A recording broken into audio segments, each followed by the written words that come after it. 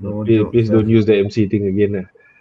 I cannot. Okay, what's up, Goodfellas? Welcome back to the pod. This is Game Week 24, and if you're anything like us, your team is actually either flying high or in shambles. That's entirely up to how we perform in the past few game weeks. Let's go through Game Week 24 and let's see what worked, what didn't work, and what we're gonna do about our team this week. Okay, so let's go. No MC jokes today because we've already done it yesterday, but had a bit of technical problems. But basically, we were spending a lot of time grouching, and not grouching, as in gloating over the menu win.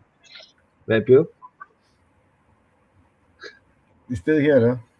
Still That, here. that means from yesterday until today, he hasn't showered yet. Mm. The same shit.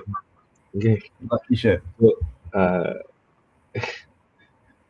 let's jump straight to the Goodfella Awards, League Awards. That's given by the Fantasy Football Hub.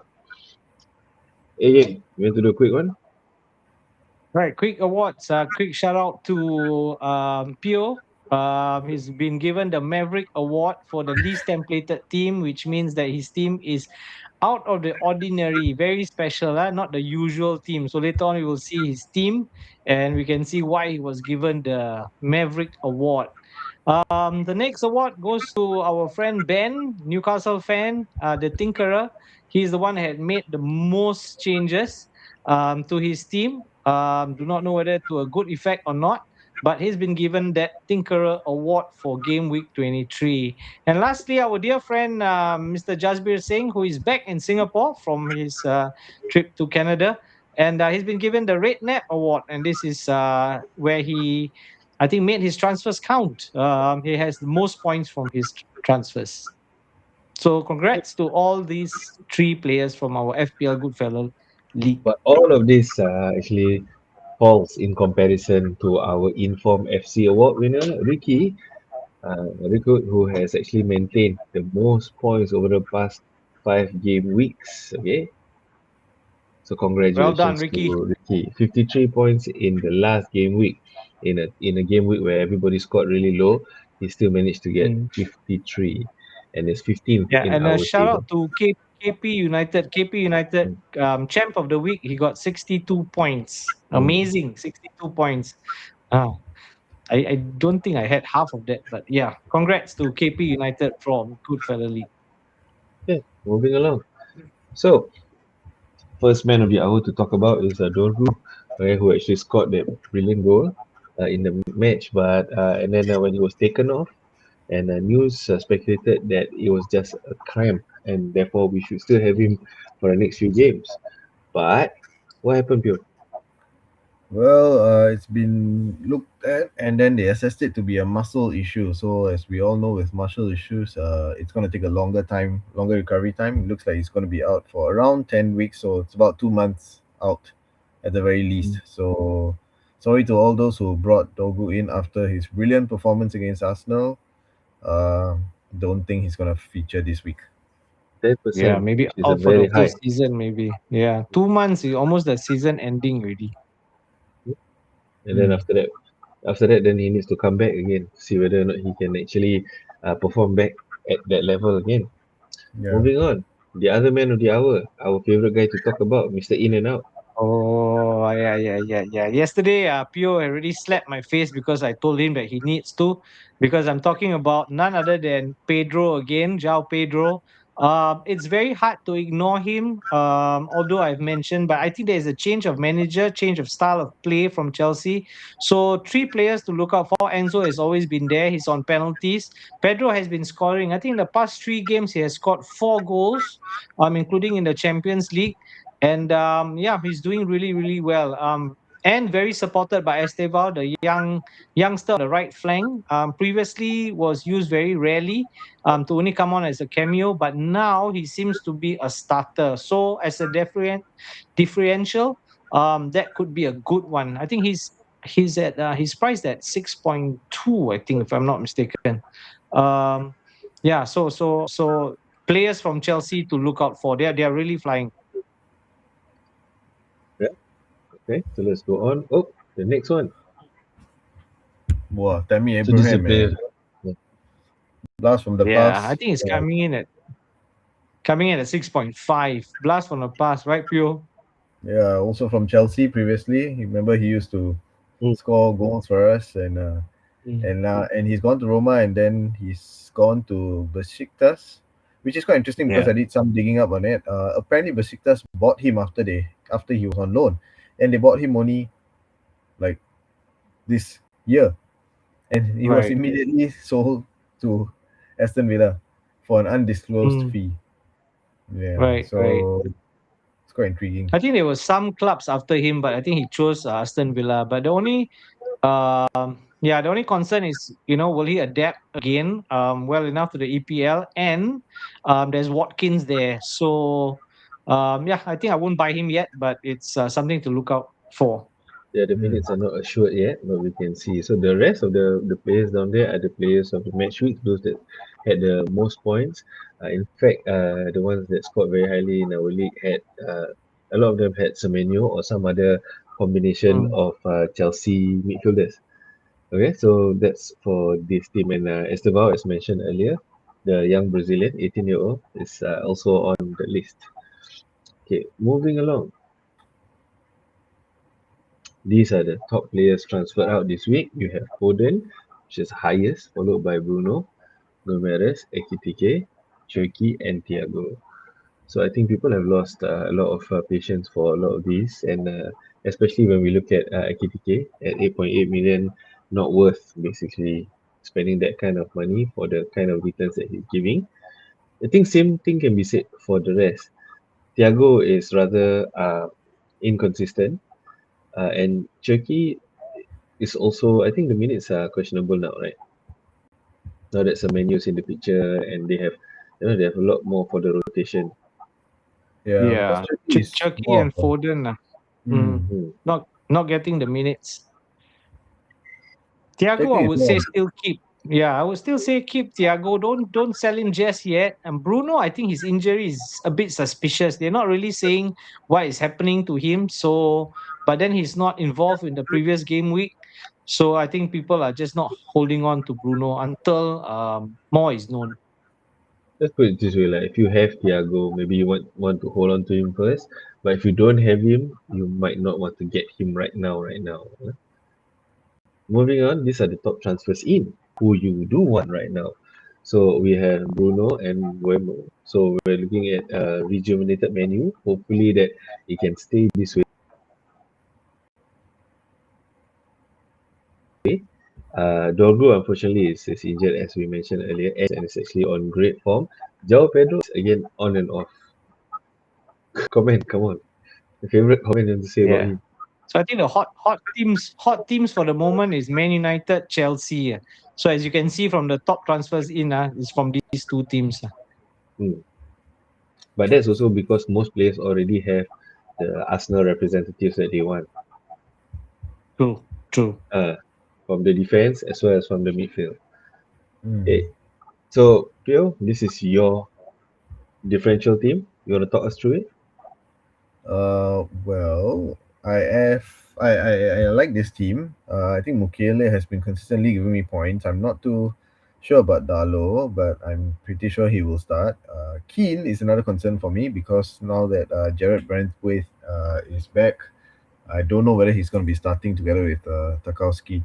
So I'll just wait and see that, because the thing about Keane this season is that every time he started, he played, he will definitely contribute in some way. He's been popping up with the goals and all that. Uh, with Dogu out, I feel that Cunha might be starting on the left wing because Dogu is gone out, and this could be a different look if Michael Carrick chooses to still play Mbomo up as a striker. So he's going to stay in the team, and he is quite effective. Palmer, there have been reports saying that he's now back. He is good. Rosinho came out to say that he's good, which means if he's on the pitch, then I think penalties are still Palmer's to lose. And the rest, I am concerned Okay. about Thiago and Calvert Lewin. You mentioned your Starch as your backup, really? Yeah, Stark has been really going under the radar for me. I think he's been really good. Because of that, I am willing to let Calvert Lewin go because I think Stark is quite consistent. He's like the Anderson for Nottingham Forest, where he gets the defensive contributions points, but he's also attacking. So it was his cross. His first game back with Leeds the last game, and he had an assist as well. So Stuck is quite good. He's not going anywhere, and he's a good enabler. He's only at 4.8 for me. Yeah. Okay. So I know this is unveiling, but I don't really think you should follow this team. This is mine. I think I'm trying to max out the midfield. Not sure whether I have the right choices here. The only person I brought in at this point is Enzo. Okay, so he comes in here. The rest are all have been in my team, but I think I got the wrong Sunderland defender. I should have gone with Mukele instead of Alderete, who hasn't been actually giving me any points or much lah, at the very least. And as I mentioned, also I am looking towards getting a new striker to replace ATTK. I think Calvert Lewin still deserves a few more weeks for me to watch him. But considering to change AKTK, the other person who's actually flying under the radar and still giving decent points is Anderson, who has been at least giving 5 points per game for the past 3 games. Right, despite not being that very obvious on the field. Defensively, playing it safe, but I'm one of those who don't have any Arsenal defenders at the moment. I used to, but I got rid of them and to change for this. So that's me. Uh, then this team will fall compared to the A Games wildcard team. So talk us through your wildcard team. No more heaven. Right. I decided to play my wild card and not keep it because I just needed to make a few changes. As you recall, previously in the previous week, I've been playing with that 5 or 6 Man City players. It's not been working out for me. Nunes was on my bench and he gave the most points. So I've had enough with playing around with more than 3 Man City players lah. They are just not performing. So I've changed everything. I had to get rid of 2 extra Man City players, so hence the wild card. I brought in three total of 3 Arsenal players: Saliba, Gabriel, and Rice. 3 Chelsea players: Chalobah, João Pedro, and Sanchez. Yes, don't slap me about João Pedro. And yeah, 3 Chelsea, 3 Arsenal, 3 Man City. And Man United is Bruno. You just got to have Bruno. I didn't have the money for Mbuemo. And Maguire. I just love this guy. I think he's going to score soon. Okay. Because I had Dorgu. Then he got injured, so I think Maguire. The current manager seems to love to have Maguire's stability in that defense, which I think he brings, and he's a threat and an attack. And at 4.3, it's a no-brainer. The rest in my midfield are very, very templated, unlike Pios team. So you got your Semenyo, your Rogers, your Wilson. I could have gone for Enzo as well, but I've already got 3 Chelsea players. So Wilson from Fulham it is. Yep. So this is my very template team, and my top 3 strikers are the top 3 scoring strikers for game week 1 to game week 23. Yep. So there it is. Now, just to end it off, I just received news that Raheem Sterling has been let go of from Chelsea. Whoa. So his free agent, maybe menu No, one no, sec. no, no, no, no, no, So no. 3 to 5 K a week. I think Arsenal tried him. Rizal knows about this. Arsenal tried him and he didn't work out. Maybe he might work out for Manchester United, but I heard he No. is he I heard he may be a good fit for West Ham or Brentford. So someone to look out for. Someone to look out for. He might be a low price point. The other one is Crystal Palace has agreed a fee of 50 million for guess who? Strand Larsen. Okay, Jorgen Strand Larsen, 1 goal in this whole season. So they paid 50 million.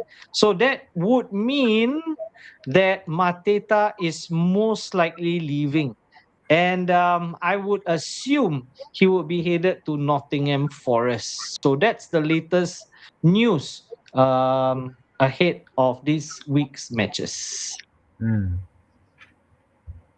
Well, that's quite exciting. I'm wondering how will Crystal Palace or how will Jurgen Strand lesson fit in for Mm. Crystal Palace. When at He's a Wolves, he one-to-one really, replacement to Mateta, definitely. but I know he's got Premier League experience, but he's not exactly been prolific for them to want to splash out 50 million.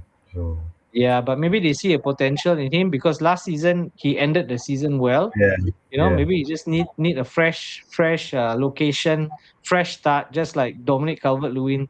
So there is a player in there, and maybe with good support, they bought Ben Johnson and things like that, and yeah, maybe with good with Munoz flying down the wings, so he might just get the support he needs to bang in the goal. So someone to look out for. mm, Mm. Okay, so that's it for us this week. I think that's enough tips, and I think this is a record time compared to the rest half the time of our past few weeks podcast. We hope that you enjoyed yourself. We hope that you listen to our tips. Please drop us a like, please share, and as well as subscribe to our channel if you haven't. And we'll see you in the upcoming game week. Okay, all the best. Take care. take Adios. care.